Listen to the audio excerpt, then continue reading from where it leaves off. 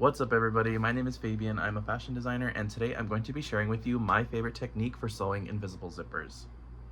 I recently wrote a blog post for Bernina USA because I am a Bernina ambassador and I write lots of tutorials for their blog, weallsew.com. And I recently did a post and a tutorial on how to make this princess seam PVC skirt.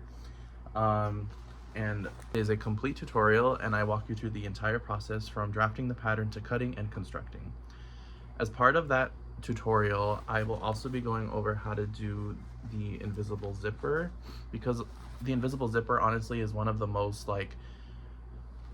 overcomplicated techniques that I feel like a lot of people need to understand, because once you learn how to do it, you'll want to put invisible zippers in everything. And I have a pretty simple and easy to follow technique. Although it's not anything new, it's just something that I want to pass along to you that I learned a few years back. So with that being said, as a close-up here, you'll see that my invisible zipper, you cannot see any of the teeth even if I pull apart the fabric, and it still functions like this. And you'll also notice that I do not have a pucker, the infamous pucker that a lot of people get on their invisible zippers when they try to do it. The major difference with this technique is that you're going to be putting the invisible zipper into your garment after the bottom half of the seam is stitched. Now that might sound a little bit weird to some people, but honestly it's really the secret to getting a professional and clean looking zipper, and also that little transition where it turns from zipper to the seam.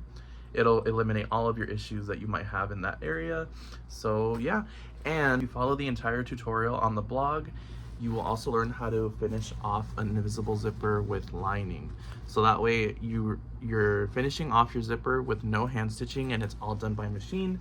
And in the end, you have a nice clean finish on both sides. And with that being said, let's go ahead and jump into the tutorial. So let's go ahead and sew in our zipper into our skirt.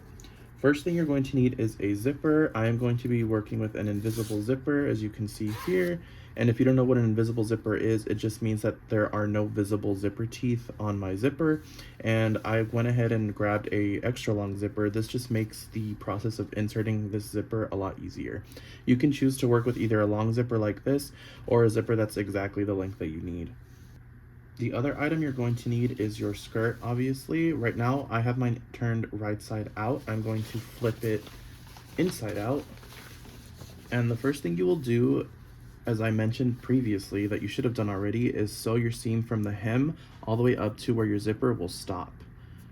From the point where your zipper stops all the way up until the top of the waist, you are going to leave that section open, because this is where our zipper is going to be inserted. This is my technique for inserting a zipper into leather or vinyl. The only difference between the vinyl and a woven fabric that I usually take into consideration is not basting the opening closed, because I actually do not want to have needle scars in this vinyl, because if you don't know already, the needle scars will not go away. First things first, I am going to simply take my zipper and I'm going to unzip it a little bit so that way I can see where my zipper stop is here. I'm going to put this zipper stop at 1/2 inch below the top edge of my waist or my skirt.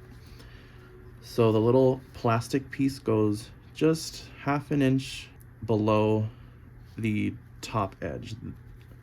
So it'll be this edge of your skirt. And you also want to go ever so slightly more than 1/2 inch, just to make sure that you don't accidentally hit this zipper stop when you're stitching. So what I'm going to do first is take my clip and just start clipping the zipper onto my edge here. And do this all the way down until you get to the zipper opening, or where your seam starts underneath where your zipper ends. Open up the bottom seam allowance here to make it easier.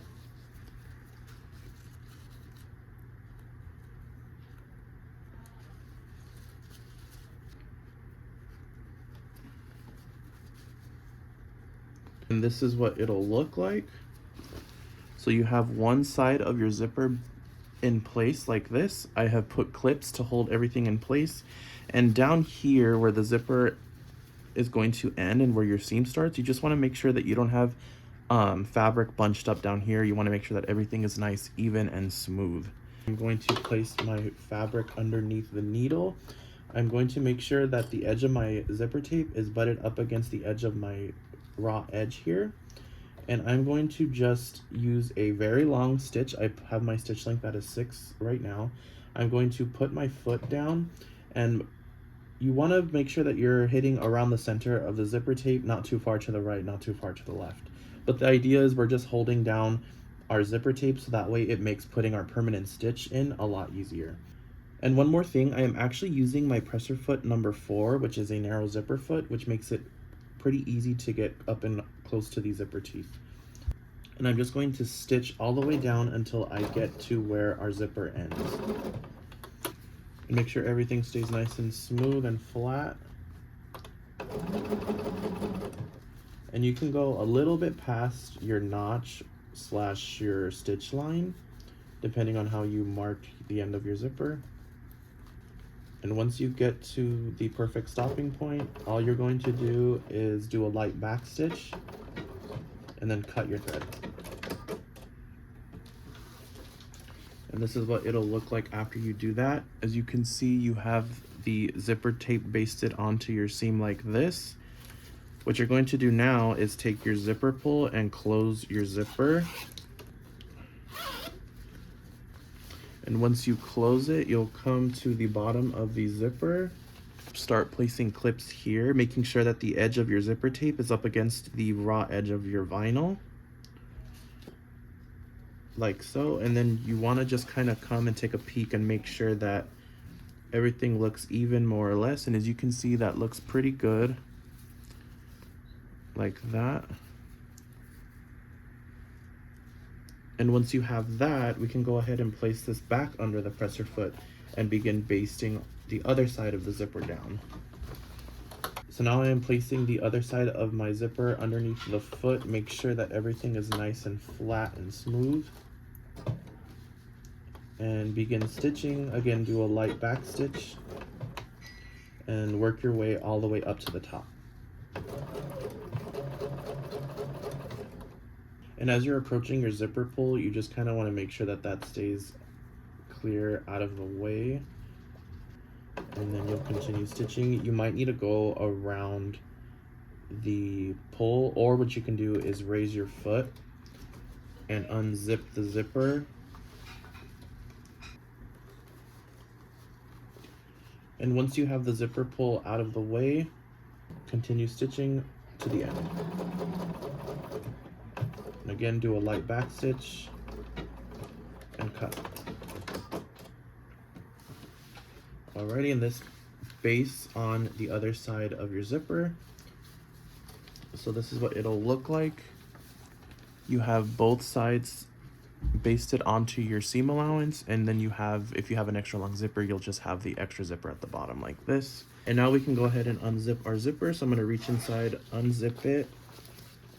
You'll see here that when you unzip your zipper, you're going to need to insert your pull down into the seam where your zipper ends. And you want to pull it as far down as you can, and you're going to take the pull and insert it down into the seam like so. So you'll reach in and pull it out. It might take you a second, and then once you do, it allows you to open the zipper all the way, so that way the zipper pull doesn't get in the way. So now we are going to place this under the needle again, and we're going to make our final stitching, which is going to end up just to the right of the zipper teeth. As you can see here, you'll see a line that kind of resembles a crease to the right. And it's almost like it's underneath the zipper teeth, but we're going to aim to have our stitching be right along that line, just to the right of the zipper teeth. And I'm going to move my needle all the way to the left, which will be -5 needle position on my machine. And I'm going to place it back under the machine and stitch as close to the teeth as I can get without stitching on top of them. I want to go back to a regular stitch length and not a basting stitch length, so I'm going to go back down to a 3.0 stitch length and begin sewing. You can see here I am just moving my zipper teeth to the left, and just opening them like so, so that way I can get as close to the teeth as I can get.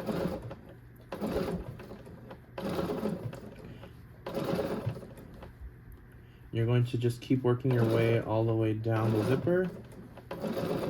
And as you can see, I'm approaching the bottom of my zipper. I'm just making sure that my seam allowances stay nice and flat and that I'm not getting any tucks underneath.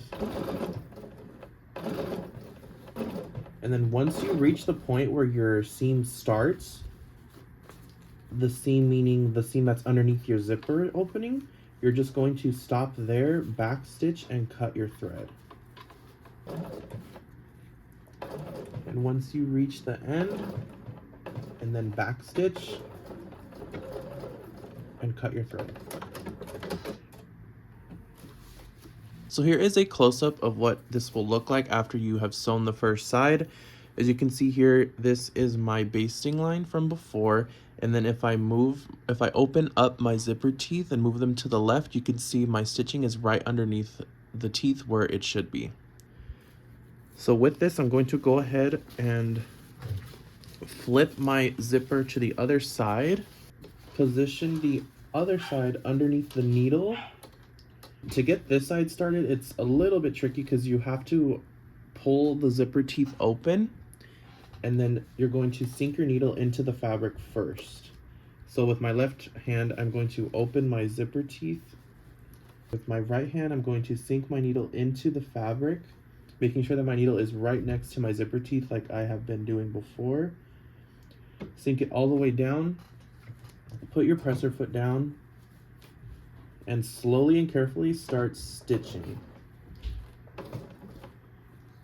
Take a few back stitches and then continue sewing all the way up to the top.